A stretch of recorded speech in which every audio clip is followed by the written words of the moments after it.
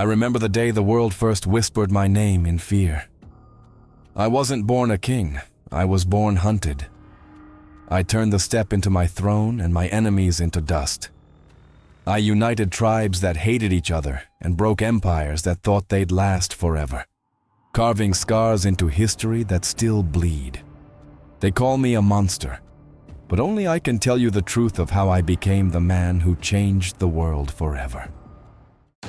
This is The Immortals, where legends never die. Subscribe and take your place in the ranks of legends. History remembers my conquests, but it forgets the silence before the storm, before armies rode under my banners, before kingdoms trembled at my shadow. There was only a boy buried in the ashes of his own world. To understand the empire I built, you must first understand the wilderness that shaped me. I am Temujin. I was born on the Mongol steppe, one of the most violent environments on Earth. Here, winter can freeze a man in minutes, and a single mistake can wipe out an entire family. If you grew up where you live now, imagine surviving without houses, crops, or walls. Only horses, tents, and the strength of your clan. That was my world.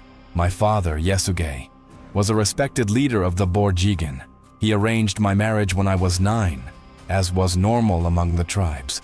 But on his way back home, he accepted food from the Tatars, an old enemy of our people. They poisoned it. He never reached our camp alive. Do you know what happens to a family when its leader dies in the steppe? You lose protection, you lose status, you lose food. And in our culture, a clan doesn't carry dead weight. The Taichiud, who were supposed to support us, abandoned my family and took our herds. For a nomad, losing your animals is like losing your home, your income, and your identity all at once. We survived on roots, rodents, and anything we could trap or chase on foot. Sometimes the only warmth we had came from the embers we guarded like treasure. Nights were so cold that even the water inside our tent froze solid. Hunger wasn't a feeling. It was a constant threat. But those years turned me into something different. I learned to track animals by broken grass patterns, to read wind direction, to judge distances on horseback without thinking. I understood the alliances and rivalries between clans long before most boys understood basic survival. And by 12, one truth was already carved into me. On the steppe, justice has no value unless you have the strength to enforce it. If you were in my place then, no father, no clan, no security, what would you have done to survive? Most people break. I didn't. Those years created the instinct that defined my future. No one would ever control my fate again. Bekter was my older half-brother, strong, proud, and convinced that age alone made him superior. After my father died and our clan abandoned us, the little food we found was the difference between living another day or freezing to death that night. In those conditions, every piece of meat, every handful of berries, every rabbit mattered. Bekter began taking food before the rest of us could eat. He didn't steal out of desperation. He did it because he believed he had the right. And on the steppe, taking food from your family during famine isn't a small offense. It's a threat to survival. One person's selfishness can kill the weakest, then the next, until the entire family collapses. Ask yourself something. If you were starving, and someone stronger than you started taking the only food your family had, how long would you stay quiet? Kasar and I warned him. He ignored us. Day after day, the same pattern continued. My mother, Hoilun, said nothing, because even she knew the situation was tearing us apart. In our culture, a family that can't control itself becomes vulnerable, and vulnerable families get erased. So we made a decision most people today would never even imagine. We waited for Bekter outside the camp, bows ready. He understood what was happening the moment he saw us. He didn't beg. He didn't fight. He only asked that we spare our youngest brother, Belgutai, who had followed him. Then we killed him. 2 arrows, no ceremony, no shouting. To someone living in your world, this might sound like madness. But on the Mongol steppe, leadership wasn't measured by age or birth. It was measured by who could protect the group. Leaders had to be willing to make decisions that others were too afraid to make, even if those decisions cut deep. That day taught me something I never forgot. A leader who avoids hard choices destroys everyone under him. A leader who confronts them, no matter the cost, keeps his people alive. If you were in my place, what would you have done? They captured me when I was just a boy. The Taichud clan, my father's rivals, wanted to erase the name Temujin before it became a threat. They locked a kang, a heavy wooden yoke, around my neck. If you've never worn one, imagine carrying a door on your shoulders day and night. You can't scratch your face, you can't sleep properly, and every movement reminds you that you are someone else's property. The Taichud didn't beat me constantly. Humiliation was enough. They made me sit near the camp entrance so every visitor could see the orphan boy pretending to be noble. During the day, I hauled water, dragged firewood, and endured the stares of children who were taught that my suffering was entertainment. And yet, while they laughed, I watched. Their routines, their guards, who was lazy, who was cruel, who looked away when no one was watching. A slave has one advantage. People forget he can think. Let me ask you something. If you were trapped with no weapons, no allies, and no chance of rescue, what would you look for first? Weakness, routine, or opportunity? I chose all three. One night, when the guards relaxed and the fire died low, a member of the Saldus family, one of the few with enough humanity to pity me, whispered that the man assigned to watch me had fallen asleep. They hid me behind piles of wool, shattered the wooden yoke with an axe, and pointed toward the river. If they were caught helping me, they would have been executed. Remember that. Even in the harshest steppe clans, compassion could survive. I ran through the darkness barefoot, knowing that if dawn found me, I was dead. That escape wasn't luck. It was the moment I proved something to myself. I didn't need strength to defeat stronger enemies. I only needed to think faster, notice more, and move before they realized their mistake. From that night forward, I was no longer Temujin the slave. I was Temujin the one who escaped the Taichud, and soon they would regret letting me live. When I escaped slavery and returned to my family, I was still just a young man with no tribe, no herd, and no protection. But I had one thing left, my anda, my blood brother, Jamuka. When we reunited after years apart, he embraced me as if nothing had changed. But everything had. Jamuka came from aristocratic lineage. He believed leaders were born, not made. I had lived something different: hunger, exile, betrayal. Those experiences taught me that loyalty doesn't come from your father's name. It comes from what you can do. Let me ask you something. If you had to choose a leader for a dangerous journey, would you pick the noble with the finest horse, or the man who survived as an outcast and still stands? The steppe started answering that question for me. While Jamuka attracted nobles, I attracted everyone he ignored. Herders tired of being bullied by clans, hunters with no stable home, orphans who slept with knives under their blankets, and even outcasts who wore no clan markings at all. Many historians think this was accidental. Believe me, it wasn't. I chose men who had something to prove, men who followed because they believed their skills mattered. They came to my camp with whatever they had: 3 goats, a rusty bow, or just their own determination. I treated them as equals. I promoted by ability, not by birth. That alone made me dangerous. Soon we tested ourselves. Small raids against rival clans, fast, precise strikes. We didn't have numbers, but we had discipline and initiative. When a man captured valuable horses, I rewarded him publicly. When someone broke formation, I corrected it instantly. Word spread that Temujin's camp was different, strict, fair, and rising. And Jamuka noticed. Our brotherhood still existed, but the steppe was choosing sides. He represented the old world, bloodlines, privilege, tradition. I represented something new, something many feared, but even more desired. A leader anyone could follow if they earned their place. Remember this: leaders aren't forged in peace. They are forged when desperate men decide to believe in you. That was the beginning of my power. You already know this. Blood brotherhood on the steppe was sacred, but nothing was stronger than ambition. When Jamuka and I finally split, every clan had to choose between 2 visions of Mongolia. His world was the old one, aristocrats ruling because of their lineage. Mine was the new one, leaders rising because of their skill. That division tore the steppe apart. The first clash came suddenly. Jamuka raided a camp loyal to me and slaughtered the young, an act meant to terrorize the tribes. Instead, it backfired. Families who once feared choosing sides came to me enraged, demanding justice. Tell me, if you heard that someone murdered the children of your allies, who would you follow? The noble responsible, or the man willing to fight him? Our war lasted for years. Jamuka fought with the discipline of the aristocracy. Rigid ranks, traditional formations, slow decisions. I fought differently. I divided my forces, attacked from multiple angles, and feigned retreats to break his confidence. The steppe favors the mind that adapts, not the one that repeats old patterns. One decisive moment came at the battle near the Khangai Mountains. We cut off his supply lines, forced him into rough terrain, and pressured him until his own allies defected. Many historians claim Jamuka was outnumbered. The truth is that his own rigidity defeated him.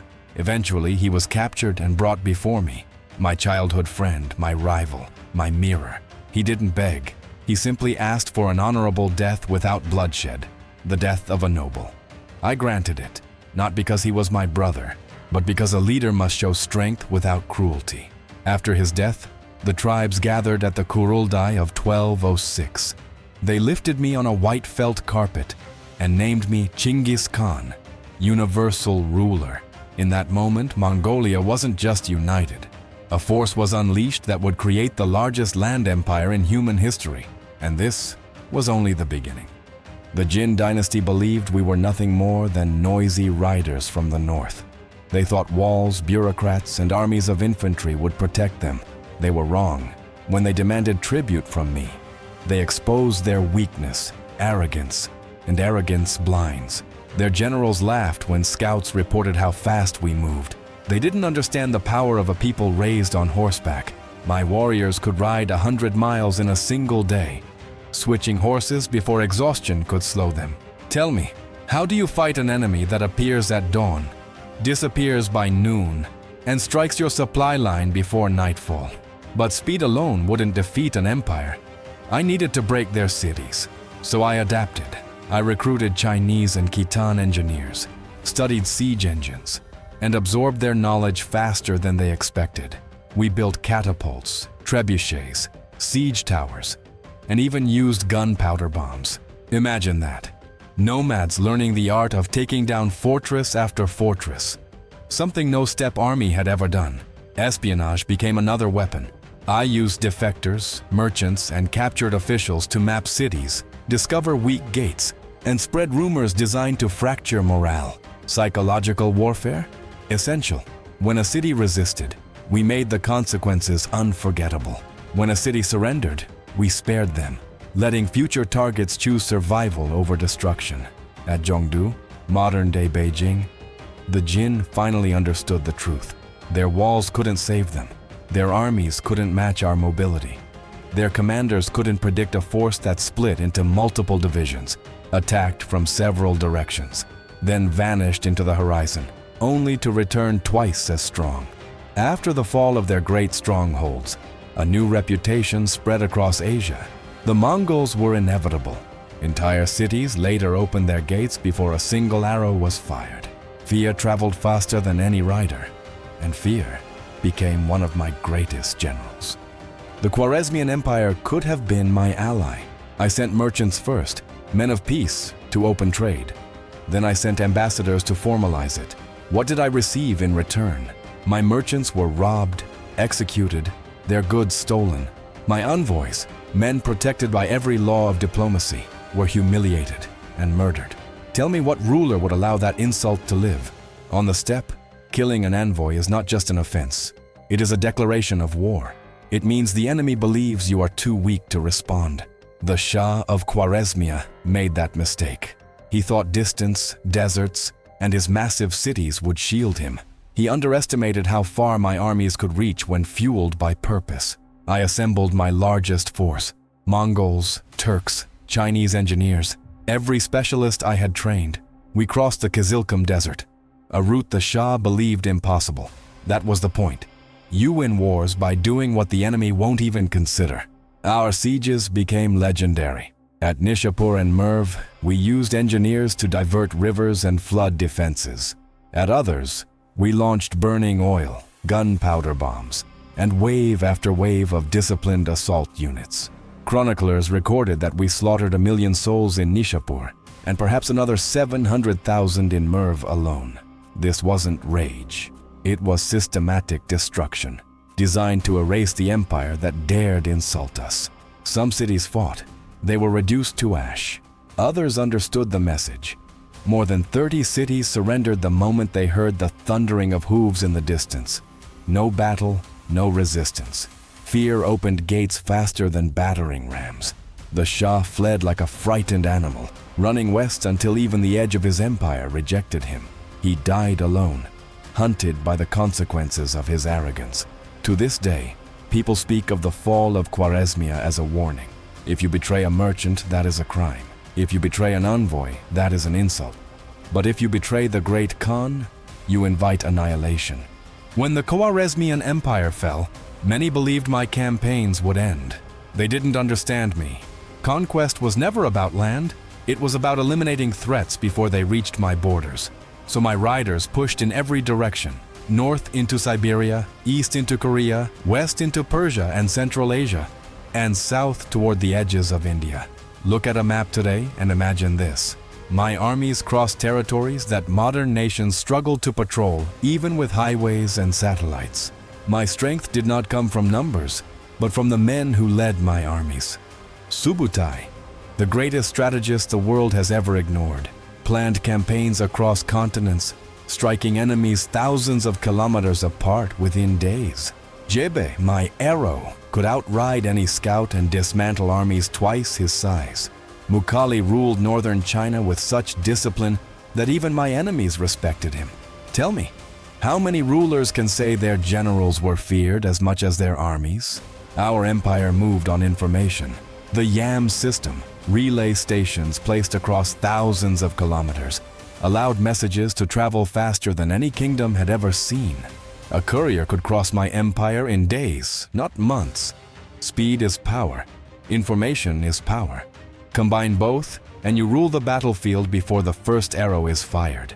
To keep order, I created the Yasa, a law code that punished corruption, protected the weak, enforced discipline, and unified dozens of tribes and nations. Under my rule, merchants could travel from the Yellow Sea to the Caspian with a single passport and expect safety. And unlike the kings of the West, I never forced a man to change his faith. Muslims, Christians, Buddhists, Taoists, they all worshipped freely under my banners. A united empire cannot survive if it tries to change the soul of every people it absorbs. Mobility, intelligence, discipline, law, tolerance. These were the pillars that held up the greatest land empire the world has ever known. And I, Genghis Khan, built it from nothing but a horse, a bow, and a will unbreakable. When I turned my armies toward Western Sia, many wondered why I bothered. Their kingdom was small, but they had defied me, refusing to send troops during my war against Khwarezmia. On the steppe, loyalty is everything. Their betrayal demanded an answer. Even then, age was tightening its grip on me. Old injuries ached, fevers struck without warning, and the strength I once relied on began to fade. But I could not show weakness. A Khan who hesitates invites chaos. So I led the campaign myself, despite the pain that followed me like a shadow. Ask yourself, would you march into battle knowing your body was failing? I had no choice. Western Shia resisted fiercely. Their fortresses were strong, their warriors disciplined. But discipline means little against inevitability. My generals and I dismantled their defenses piece by piece. Yet in the chaos of that campaign, whether by fall from a horse, old wounds tearing open, or illness, my body finally betrayed me. Historians argue about the cause. Let them.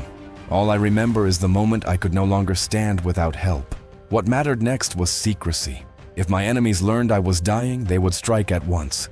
So I issued my final command: hide my death until the empire was secure.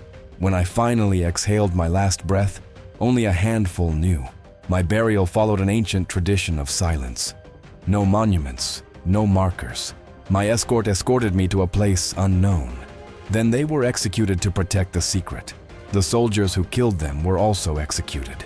Then riders drove thousands of horses across the land, trampling every trace of the grave. Even today, people hunt for my tomb. They dig, they scan, they dream. They will find nothing. The empire continued to expand for years after my death.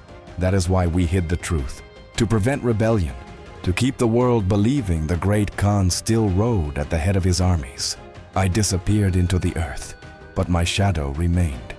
You already know my tomb has never been found. That was my intention. No stone, no monument, no place for enemies to desecrate. While other rulers built pyramids and towers to be remembered, I left nothing. And yet my name endures longer than theirs. Ask yourself, which lasts longer, a statue or a legacy that reshapes continents? After my death, power passed to my sons. Ogedei became Great Khan, chosen not for strength alone, but for discipline and stability. Under his rule, the empire expanded even farther, into Eastern Europe, into the heart of the Middle East, and deeper into China. Tolui guarded our homeland, leading campaigns with unmatched ferocity, while Chagatai kept order in Central Asia with a strict adherence to law.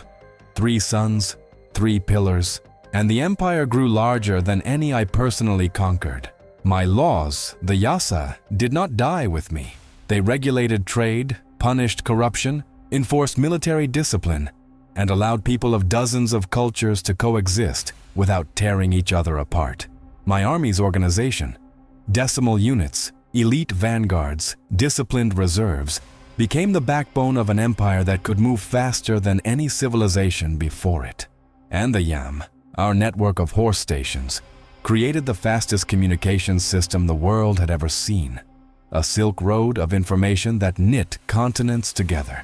Remember this, we allowed every faith to live without fear. Mongol rule brought tolerance in places where civilized empires burned, banned, or erased beliefs they disliked. Under my banners, Buddhists, Muslims, Christians, and shamans all prayed freely. As for my blood, historians say that today, nearly 1% of all men carry my lineage. 16 to 20 million descendants. Consider that. My body vanished, but my blood still rides across the world. My tomb is lost. My empire transformed nations. My laws shaped centuries. And my name never left history. If you enjoyed this journey through the rise of the Great Khan, don't forget to like the video, leave a comment, and tell me which part of Genghis Khan's story surprised you the most. And if you want to dive into another mystery of history, our new video, What Really Happened to the 7 Wonders of the Ancient World, is already available on the channel.